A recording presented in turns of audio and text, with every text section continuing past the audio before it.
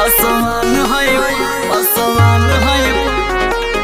Line दूसरा पे मरा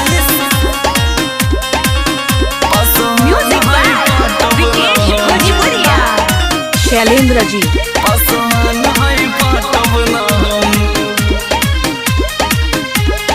ऐसे नाही बैठा तारू देखे काहे ऐठा तारू सुना ऐसे नाही बैठा तारू देखे काहे ऐठा तारू आँख मारे लो लगे नहीं तनिको शरम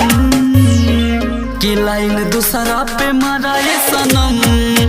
पासवान है पाटब ना कि लाइन दूसरा पे मराए सनम पासवान है पाटब ना का बुझले पासवान है पाटब ना लाइन दूसरा पे मराए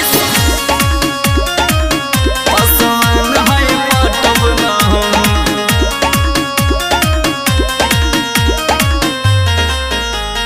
4 दिन के चांदनी है फिर अंधेरी रात आजकल की लड़की ने भाते न प्यार धोखेबाज है। 4 दिन की चांदनी है फिर अंधेरी रात आजकल की लड़की ने भाते न प्यार दूर हटो न करो दिमाग गरम कि लाइन दूसरा पे मराए सनम पासवान है पाटब ना कि लाइन दूसरा पे मराए सनम पासवान है पाटब ना हटना पासवान है पाटब ना लाइन दूसरा पे मराए पासवान है पाटब ना। शैलेंद्र जी लड़का पटाना है तुम सबका धंधा बाबू सुन कही के कर देती हो अंधा बुझले